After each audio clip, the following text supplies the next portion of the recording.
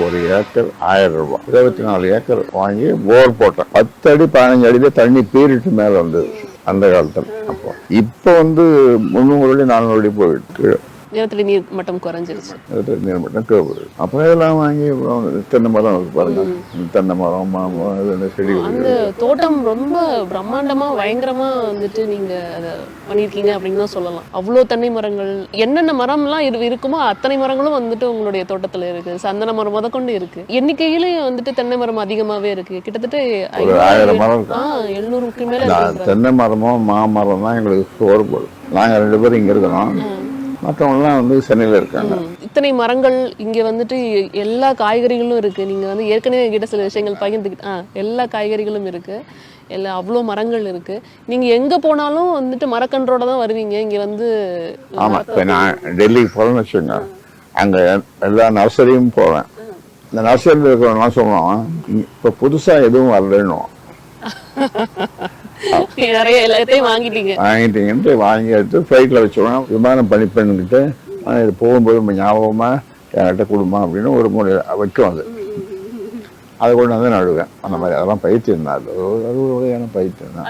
அது எப்படி இயற்கை சார்ந்த ஒரு இடத்த அமைச்சுக்கணும், அந்த இயற்கை மேல அப்படி என்ன உங்களுக்கு ஒரு ஆர்வம்னு தெரிஞ்சுக்கலாம்? என்னமோ தெரியல, ஆரம்பத்துல இருந்தே மருத்துவரை வட்டார அரசு மருத்துவமனையில நான் போய் சேர்ந்ததும் அப்போ அங்கே கல்லூரி கோவிந்தசாமி ஆர்ட்ஸ் காலேஜ்னு இப்போ இருக்கு.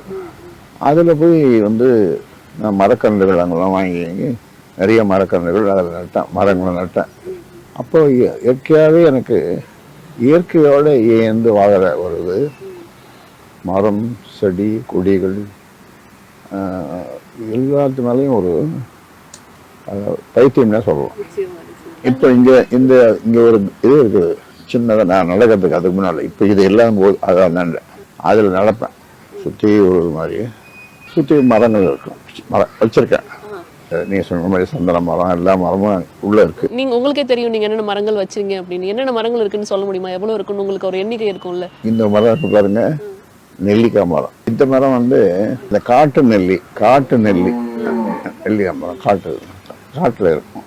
காட்டு நெல்லி, அந்த அரை நெல்லிக்கான்னு சொல்லுவாங்களே, அது இல்லையா? அது வேறமா, அது வேற. இது நெல்லிக்காய். இங்க இருக்கிற நெல்லிக்காய். அங்க தென்னை மரம் கிட்டத்தட்ட 700க்கும் மேல இருக்குன்னு சொன்னீங்க. வேற என்ன மரங்கள் இருக்குங்கய்யா?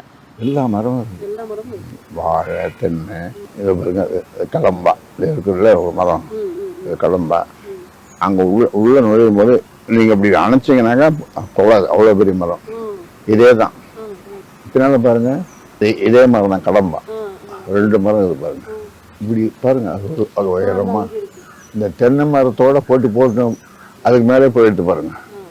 இந்த தென்னை மரத்தோட போட்டி போடுற மரம் கடம்பா மரம். இது 7 இலை பாலை. 7 இலை இருக்கும், 8 இருக்காது, 6 இருக்காது. அதனால அதுக்கு பேரு 7 இலை